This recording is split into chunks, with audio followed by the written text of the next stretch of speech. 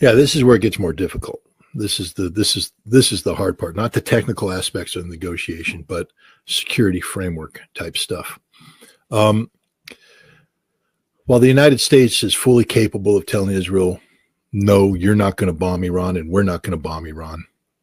What we can't tell is, or at least what we haven't been able to tell Israel is, you can't carry out covert action. In fact, even the JCPOA was predicated on us giving Israel the green light to go in and assassinate and blow things up covertly.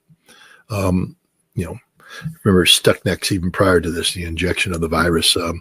Israel's been carrying out covert operations with the assistance of the United States targeting Iran for some time now. Now, we may withdraw from that, but Israel will continue to strike. And Israel has some very good capabilities. I mean, how do you think a drone killed Haniyeh in Tehran on Inauguration Day? Now, you just put two and two together. That means that Israel had the capacity to launch a domestic drone inside Tehran. Because I come back. Trump doesn't want a war with Iran. He wants to be able to disengage and move out.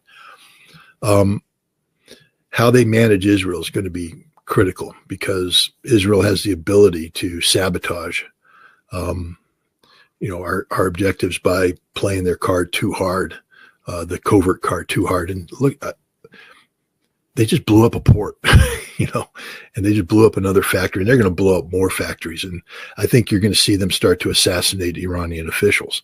They're just going to, ratchet this up because they want to provoke Iran in a way that compels America to act militarily. But again, because Iran is this threshold state, that we can't do that. Now, what happens if Iran technically backs, is brought down from this threshold state, and you have viable IAEA inspectors operating in Iran, confirming that Iran is no longer a threshold state? Let's say we turn the breakout window. It's never going to be a year again, but let's say we get it, 6 months or something like that. Then what does the United States do? Because now, in the past, when we've backed away from the immediate threat of war, which is what the JCPOA was designed to do, is keep us from having to go to war, because Obama had backed himself into a corner. But when we backed away, we've never been mature enough to. Sergei Lavrov gave an interview to a Brazilian newspaper where he, for the first time, spelled out in great detail what Russia's preconditions are. The Russians don't publish preconditions publicly. They don't make declaratory policy of this nature just to back away. So these are the non-negotiables. And there is a tremendous amount of daylight between what Lavrov said and what Keith Kellogg said. I would be careful about listening to Keith Kellogg, though. See, what we have in the Trump administration is a Jekyll and Hyde administration when it comes to Russia and Ukraine. And what I mean by that is there is a camp in which Keith Kellogg, Marco Rubio, maybe Mike Waltz, and others are in, that have these artificial expectations about what peace will look like. These are people who have never been supportive of a point of view that's sympathetic to the Russian position. Then you have another camp, J.D. Vance, Tulsi Gabbard, Steve Witkoff, Pete Hegseth, who I call the realists. These are the people who, for the first time in a long time, maybe ever in modern U.S.-Russian relations, are actually doing what JFK asked people to do in his American University speech back in June of 1963, where he said, you need to put yourself in the shoes of the other side. You need to have empathy, because now we have senior American officials who are saying, we understand the Russian perspective, and the Russians are right. The Russians have a right to feel this way. The Russians have a right to believe that NATO expansion was a threat, because it was a threat. And these are people that are more sympathetic to the positions put out by Sergei Lavrov. I think the reason why Lavrov went public with this is that there was too many assumptions were being made in the halls of power about what Russia would be willing to concede. And I think by laying this down, it just becomes clear. So again, now Keith Kellogg is no longer relevant because everything he wants isn't reflected in reality. This puts the impetus on the reality camp. Witkoff, backed up by Hegseth and Gabbard. These are the people now that need to close this deal. It would help if we spoke to Ukraine with a single voice. But again, we have this Jekyll and Hyde approach, a good cop, bad cop, where we're, talking to Ukraine. And if I were the Ukrainians, I wouldn't know where the hell America's coming from. I mean, is America going to help us? Are you not going to help us? What do you believe in? What is a security guarantee? I mean, for the Ukrainians, and I don't normally have sympathy for the Ukrainians because I don't support their position. But I am sympathetic here because how hard is it to deal with the United States when you don't know, what the policy direction is? Even the president, 1 minute he's talking about, supporting Ukraine. We need to do this. We need to have this. The other minute he's saying, well, the Russians have a good point of view here. But you got to bring these two things together, and it's only going to be done in a way that's to the detriment of Ukraine. This war doesn't end with Ukraine getting anything at once. That's the reality. And so long as the United States creates the perception that Ukraine can get stuff that it wants, the Israeli lobby is extremely influential in Washington, D.C. There will be pushback. And so this is where I think the Russians now come in. I think we're working with the Russians. I think Steve Witkoff is having conversations with Russia about Iran, that his trips to Moscow are linked to his visits to Qatar for the negotiations. And I think what the United States is going to say is that we will no longer be an impediment to Iran fully integrating itself in the East. That'll be the compensation. While we can't stop the sanctioning of Iran by Western entities, we will stop being an impediment for Iran's integration in the East, and that hopefully that offsets this. It's going to be an interesting political song and dance, but that's the hardest part. Getting this technical agreement's the easy part. It really is. It's not that hard. The harder part is what comes after that, because the United States can't mollify Israel. We can limit what Israel can do. We won't allow them to do a straight up conventional attack, but we're not going to stand in the way of Israel carrying out covert action that Israel believes is necessary for its, legitimate national security reasons. And Iran can't just be expected to sit there and take it. And so how do we balance that? This is going to be the ultimate challenge. What we've done is said, Iran's no longer the threat that they were, so we're going to resume our anti-Iranian policies. I don't know if the Trump administration, as it's currently configured, can walk away from anti-Iranian policies. I think given the reality of conflict with Iran, we can avoid a direct war. But I don't think the Trump administration has the maturity, especially with the number of pro-Zionist, pro-Israeli elements embedded, to promote the kind of relations with Iran that are necessary for non-confrontation going forward. It would have to be a different administration. I don't know if Iran has the patience or the desire to have that kind of relationship with the United States. Like I said, Iran's negotiating right now because they understand the harsh reality that exists, the consequences. But I don't think there's anybody in Iran that's saying, maybe we can build upon this and make good relations with America. I don't think anybody trusts America that way anymore, nor should they. We're not capable of those kind of policies. April 25th was just the anniversary of the Desert One fiasco, where American special forces deployed to Iran to rescue hostages that were being held by the Iranian government or Iranian government proxies at the U.S. Embassy in Tehran. It ended in disaster. 8 Americans' bodies were left on the desert. America's never forgiven Iran for this, for taking the hostages and putting us in a position where we had a rescue mission go south and 8 guys died. And that resonates with the United States. We haven't forgiven Iran for its role, the role it played in the destruction of the Beirut barracks. These are harsh realities. We haven't forgiven Iran for the role that Qasem Soleimani and the Quds forces played in the deaths of 600 to 800 Americans in southern Iraq during our occupation of Iraq. Iran hasn't forgiven us for shooting down an airliner. Iran hasn't forgiven us for the multitude of sins that we've committed against the Iranians. There's no trust on either side. There's no desire for better relations. And there isn't going to be until the generations that have been impacted by the sins of both sides, those generations are no longer in government or influencing government. You need a new generation of leaders who are capable of thinking past these events. Maybe a J.D. Vance could to be that leader. Donald Trump's not that leader. We have a Senate that's just too polluted right now with anti-Iranian, and we have, the Israeli lobby that just has this kung fu death grip on the throat of American politics.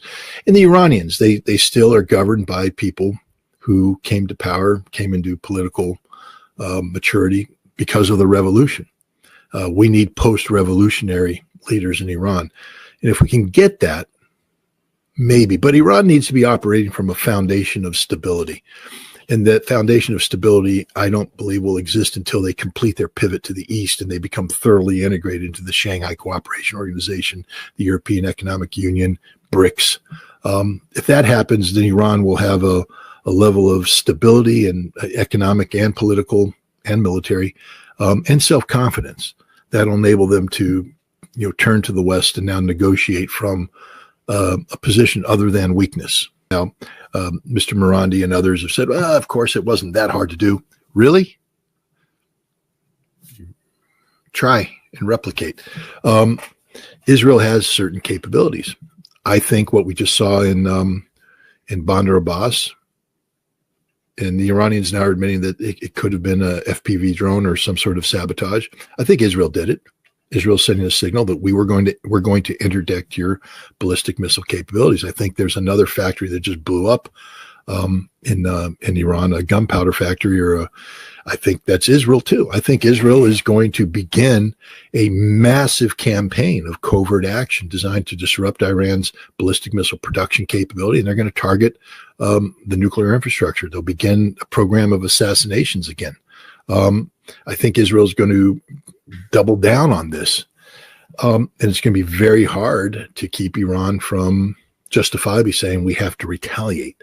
And so I think this is what Israel is going to be doing. I don't think they're not going to bomb Iran. They can't. We won't let them, and they're not going to initiate that.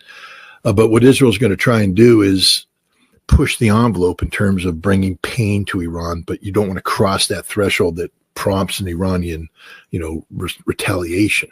And it's also going to be very, very difficult for the United States to lift sanctions. I know right now the Iranians are linking, technical inspections with the lifting of sanctions. And we may start by lifting some sanctions. But I think you're going to find congressional pushback. Bush has laid it out. So I think ultimately what's going to happen, we're either going to have to literally squeeze Ukraine and Europe, because Europe is like the you've raised children, so you understand. Sometimes there's the child wants something, and for obvious parental reasoning, the child's not going to get it. But now the mother and the father have to be on the same sheet of music. It doesn't help if the father lays down the law, then the mother turns around and consoles the baby and gives them candy and rewards their bad behavior, makes the father the bad guy, etc. Or it could be the other way around, where the father consoles the baby, makes the mother the bad guy. But if the mother and the father aren't on the same sheet of music, the kid's going to get the wrong message. And they're going to go off thinking that they're going to get what they want, even though the decision's been made. Europe is the bad parent here. Europe is the one continuing to tell Ukraine, "Oh, don't worry, you're going to get what you want. Don't worry what your father says. You're going to get what you want." We have to shut Europe up. And we really do. We have to find a way just to shut this thing down. And you saw that with Macron. Trump knows who the enemy is. Trump knows who the problem is. He told Macron, "You're not welcome here. Get out. This is between me and him. You're not part of this discussion." It's the same thing with Keir Starmer. Same thing with anybody in Europe. They're not helping this at all. They think they're helping Ukraine, but they're not, because all they're doing is they're creating a situation where Ukraine is going to be compelled to continue a struggle that Russia, instead of finishing it on the negotiation table, will finish it on the battlefield. In 2 years from now, there won't be a Ukraine. Or there will be a major war between Russia and Europe that the United States may have to intervene on and undo all this work. And that war could lead to exchange of nuclear weapons. Europe is the problem, the greatest problem we face. Now, in some ways, this European problem is self-policing. And what I mean by that is, the threat of French, British military intervention evaporates if Romania next month votes in a government that says we're done playing that game. Macron has talked about potential parliamentary elections this summer, and there's every reason to believe that Marine Le Pen's party will prevail, and that we'll get a parliament that's openly hostile to this, and that could compel Macron to resign, paving the way for a different French government that will be walking away from these policies. Who knows how long Keir Starmer can stay in power before there's a demand, a vote of no confidence, et cetera. There's a whole multitude of issues that he's confronting. Germany, AfD is now the largest party in Germany. Germany has this policy of, with the slim margin that they have, they can't govern. But as Germany devolves, as their economy collapses, AfD is just going to grow stronger and stronger and stronger until the point comes that parties are going to recognize that if they don't cooperate with AfD, then they will be eliminated. They won't exist anymore. I think that, the new German government lasts a year, if that, before there's a vote of no confidence and we get more snap elections. And I think AfD is on its path towards becoming the dominant power in Germany, and that changes everything. So, there's in the long run, I think Europe solves its own self by self-destructing. But in the short term, and that's what's important here, Europe is causing problems for peace in Ukraine. Zelensky, if you look at what Lavrov laid out, the interesting thing is that the place where the Russians are softest on is denazification, because traditionally denazification, we were led to believe that means that's the end of the Zelensky government, he's out, etc. And Russia seems to have softened that stance, and now they're looking for constitutional protections for the Russian speakers and protection of the. So they've softened denazification, which is a big carrot to Zelensky, because it means that he can say, now Zelensky's not going to stay in because I think Medvedev said it right. He's going to meet a violent end very soon, I believe, as he is compelled to make compromises towards a peace settlement. The Banderists are going to kill him. And then we devolve, it falls down. I think that's the big Russian plan. I think one of the reasons why the Russians have softened their position here is that they understand the direction that Ukraine is headed politically, and they're confident that from the chaos they will be able to impose a more sympathetic government to Russia and its needs. But the other area where there might be some leverage is demilitarization. Russia wants a Ukraine that is totally weakened, totally demilitarized, that can never pose a threat. And I don't know if that's realistic to achieve. If a compromise can be reached that has Ukraine recognizing Crimea, but not recognizing the four territories. But the international community, while not recognizing the four territories, lifts the sanctions related to that, so that the four territories become de facto acknowledged as to Russia. And then you size the Ukrainian military such that it is a legitimate defense force, but not an offensive force that's capable of threatening these regions.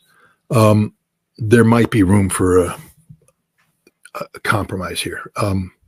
But, Russia's not going to back away from the four territories, no NATO membership, Crimea, Russia, and the need to be confident that they're just not, by engaging in this permanent ceasefire, that they're just not creating the conditions that empower Ukraine to get ready to do it all over again.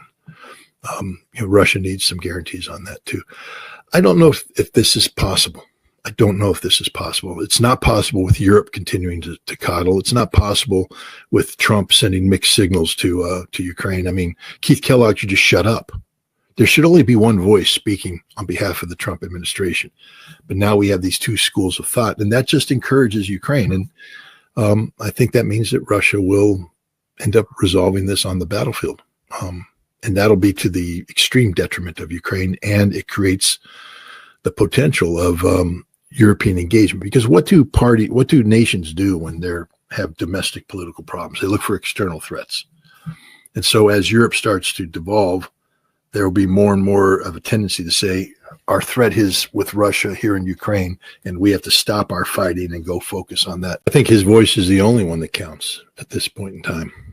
Hegseth, it's important for Hegseth to weigh in, especially on the issue of Iran and avoiding war. And I would like Hegseth to weigh in more about the futility of continued military support for Ukraine. But Witkoff is not a product of the deep state. He's not a product of the American diplomatic establishment. He has been tainted by decades of flawed thinking, flawed analysis, flawed assumptions. He is a businessman. But as important as that is, he's a friend of Donald Trump, which means that he wants to, he is here to support Donald Trump. And what's interesting is by praising Steve Witkoff, you are by extension praising Donald Trump, because Witkoff operates as an extension of Donald Trump. He's not there to try and influence Trump. He's there to report accurately back to Trump because he understands what Trump wants, what Trump's trying to achieve. First of all, I'm a huge fan of Witkoff. I know that there's people upset with him about Gaza and about Israel, but guys, that problem is so damn complicated. Nobody's going to be able to, you're just not going to get the fixes there that you want. But on Russia, on Iran, I think Witkoff's been brilliant. And what we may get out of Russia is the ability for the United States to walk away from Ukraine while continuing to improve relations with Russia. Again, that is a very pragmatic, realistic approach that, only a new thinker like Witkoff could do. Marco Rubio is incapable of that kind of thinking. So is anybody that has a, linkage back to the deep state, to the establishment way of thinking. Witkoff is a breath of fresh air, as you said. He, I believe that he is giving us the only hope for peaceful outcomes. This is why I was so against Kamala Harris.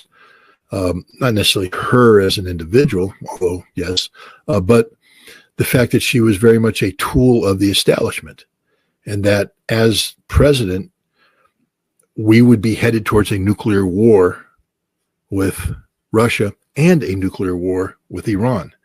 And because she would be totally 100% dependent upon the advice being proffered by establishment thinkers. Yeah. Sullivan would be in the administration. For yeah, sure. Sullivan, Blinken, we'd be at war. Witkoff couldn't exist in the Kamala Harris administration. Witkoff can only exist in a Donald Trump administration. And he may turn out to be the savior of us all, because there is still, very powerful establishment forces and voices in the Trump administration, no matter how revolutionary he is. I mean, how revolutionary can you be when Marco Rubio is your Secretary of State? But Witkoff is he's divorced from the baggage of the past. He is solely focused on the potential of the present and the future.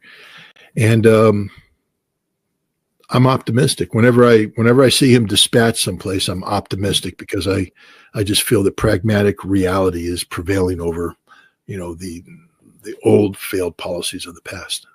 I wasn't surprised. I mean, Israel, as it's currently configured, is governed by a criminal enterprise, genocidal in nature, who cannot sustain themselves based upon the quality of the argument used to justify their continued existence. And as a result, when people are critical of them, when people call them out for their crimes, they tend to attack and isolate, condemn, belittle. And so here we have a man who is at the head of the Catholic Church, a very influential man, a man of peace, and who, even if you disagree with the tactics he's used or wish he said things better, the potential for the Catholic Church to weigh in on an issue and have a meaningful impact, when I say meaningful, one that contributes to peace, is huge. And here we have the Israelis ignoring them, isolating them, belittling them, condemning them. It reflects poorly on the state of Israel. But hey, it's a genocidal state. Everything reflects poorly on them. When we speak of Israel, understand that even before October 7th, the Israeli president said that Israel is on the cusp of a civil war. That's a shooting war. That's not civil disobedience, civil unrest, demonstrations. That's Israeli with a gun shooting at an Israeli with a gun. The nation was fundamentally divided. This is not a wildly popular guy. He has sustained his hold on power only because he creates, an environment of conflict where he should have taken the path towards peace. For instance, all the hostages could have been home today had Benjamin Netanyahu truly wanted peace. But peace means that now Benjamin Netanyahu has to be held accountable to the Israeli courts. He is a corrupt man. He's been charged with corruption, but now there's new charges. He has violated several laws pertaining to the national security of Israel. And Shin Bet, as you said, is the FBI. They're responsible for enforcing those laws. And Netanyahu's in their sights because he is a criminal. It's not just the crimes he's committed against humanity. He has violated Israeli law left and right. And so, he now, again, has to double down on conflict to sustain his hold on power. Meanwhile, he continues to exacerbate the divides that existed before October 7th. Israel is a broken nation. There is a real chance that Israel will devolve into some sort of civil conflict, if not an outright civil war. I believe he is. And, again, I take this back, from 1994 to 1998, I spent 4 years traveling back and forth to Israel doing liaison with their intelligence services. And one of the guys that I worked with was a colonel who was responsible for the strategic assessments of Israel. And I watched as Iraq dropped from number 1 to about number 6 or number 8 on the list, and was amazed at what replaced it, because I thought it would have been Iran or Hamas, Hezbollah, something like that. The number 1 threat in 1998 to the state of Israel, projecting forward, were ultra-Orthodox Jews, right-wing extremists who didn't share the vision of Israelis who had been born in Israel, who understood the necessity, the need of having peaceful relations with the Palestinians.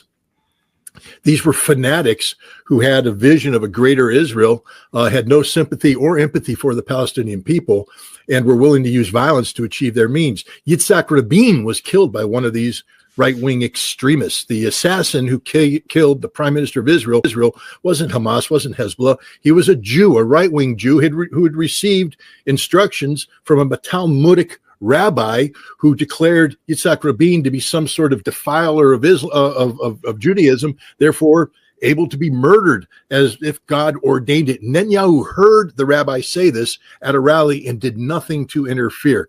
No, the greatest threat to Israel isn't Hamas, Hezbollah, Iran. The greatest threat to Israel is Israel. The Israelis who are level-headed, the Israelis who are looking for peaceful outcomes, the Israelis who are tired of this war, yes, of course they recognize this. But Netanyahu is, the vehicle that empowered this right-wing fanatic element, this greater Israel element, to the ultra-Zionists, to the greater Israeli host, to the people who have embraced the Talmud over the Torah, to the people who speak of Amalek as if it's a good thing to slaughter human animals. Netanyahu is their savior. He is the man who has empowered them in a way that no other Israeli leader has done in the history of Israel. And so, again, Israel is fundamentally divided over this fundamentally corrupt man. First of all, he wasn't a popular choice amongst the establishment. And when I say establishment, I don't just mean the deep state.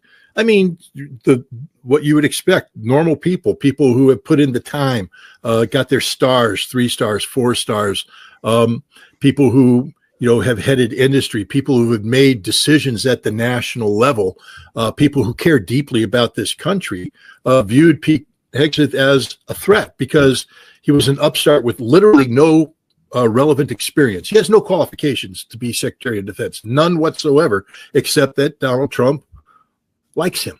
But that shouldn't be the qualification. As I've said before, Hegseth is at best a battalion operations officer, maybe a battalion commander, although I question sometimes his actual leadership skill set. There are many people who are anti-Hegseth. Having said that, once he becomes the Secretary of Defense, the buck stops there. He is the man, and you have to support him. I mean, that, the time to oppose Pete Hegseth was before confirmation. That's when you go to Congress and you say he's not qualified, et cetera. But once the Senate confirms him, he becomes the Secretary of Defense, raises his hand, takes the oath. He's the man. He's the boss. He's unfortunate. We have people who believe that their personal prejudices, their personal feelings are more important than the national security of the United States of America. For better or worse, Pete Hegseth is the lawfully ordained Secretary of Defense of the United States of America. And unless the President of the United States loses confidence in him, or he does something that is so egregious it compels him to resign, until that happens, or if that never happens, he's the guy. He's the Secretary of Defense, and he must be treated as such.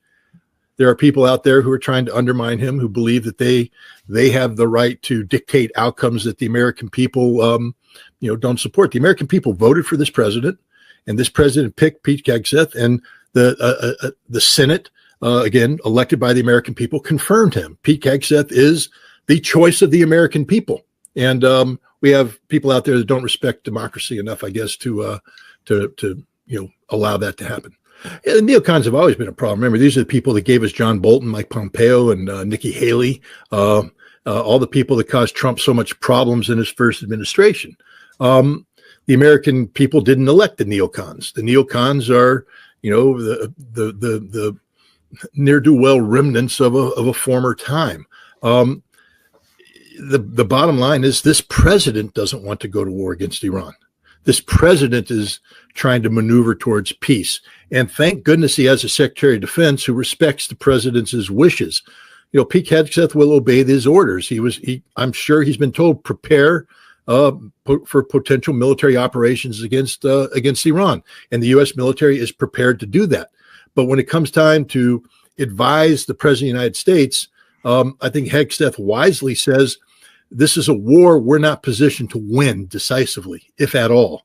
This is a war that will undermine everything you've directed us to try to achieve in terms of stability, peace, etc. This is a war the nation is not prepared to fight. Mr. President, I would advise against going to this war. It's what the president wants. The president doesn't need people trying to undermine him, trying to reverse his strategic thinking. This president does not want a war with Iran. Respect that. And unless an intelligence shows up that says Iran has done something worthy of war, you don't go to war because the neocons want it. You don't go to war because Netanyahu wants it. You go to war because the security of the United States is at risk. And right now it's not at risk. This isn't something that was invented by Netanyahu. It wasn't invented by Trump. It wasn't invented by Biden. It wasn't invented by Obama. It wasn't invented by Bush. It wasn't invented by Clinton. It wasn't invented by the first Bush, by Reagan, by Ford, by Nixon. This is a problem that goes way back. This is collective failure that accumulates over the years. This isn't about people waking up today saying, we're going to transform Gaza into a conflict zone. We know that the Israelis, Netanyahu, are the worst possible ilk of Zionism. We know that they don't want there to be a Palestinian state. We also know that the Trump administration, in a misguided effort to achieve peace and stability in the Middle East, brought in something called the Abraham's Accords in their first term, which, even though it proclaimed support for a Palestinian state, really sought to undermine the very possibility of a Palestinian state. We know that neither one of these parties, Trump or Netanyahu, have a plan for peace, a viable plan for peace, and that their policies lead to death and destruction. But they didn't invent that, Judge. That's been around for decades. Let's see, Congress authorizes the expenditure of money. The last time I checked, Congress was voted into office by the American people. And last time I checked, the pro-Israeli lobby had a iron kung fu grip on the American electoral process. They spent $100 million to win the Congress's last election. Not a single one of us investigated as being an agent of a foreign nation, even though they all are. But what incentive? To stay in office, to stay in power. None of these people voting for this truly believe in Israel. The fact is, I've spoken to them. They are ignorant as the day is long about Israel. Many of them who only support because of some perverted form of Christianity that says that we have to support the state of Israel so that end of days comes Armageddon and we can all die. That's not really the people I want to be leading my country. If you believe that it is our fate to accelerate God's will to die in a nuclear holocaust, maybe you shouldn't be in office. But these are the people that are in office, and they use the Israeli lobby to help keep themselves in office. This is what's going on. This isn't about the national security of the United States. This isn't about doing the right thing by Israel. In fact, we're doing the wrong thing by Israel because our support is actually undermining the legitimacy of Israel in the long term and could possibly lead to not the elimination of a Palestinian state, but the elimination of an Israeli state. So we're not doing this for Israel. We're not doing it for our national security. We're doing it because a bunch of cowards in Congress have been intimidated by a pro-Israeli lobby.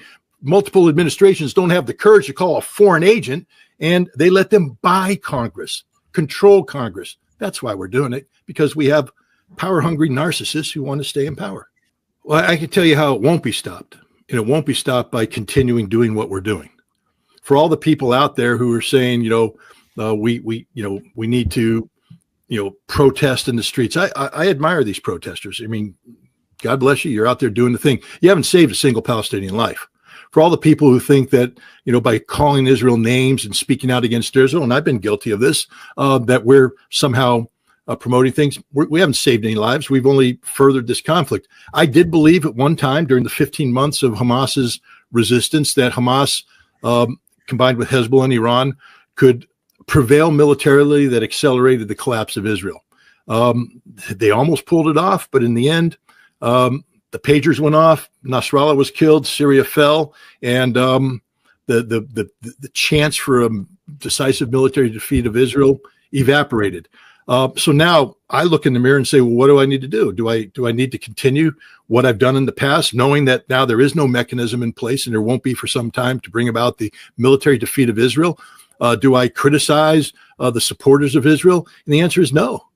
The only way out of here is going to be through negotiations. The only way out of here is going to be through compromise.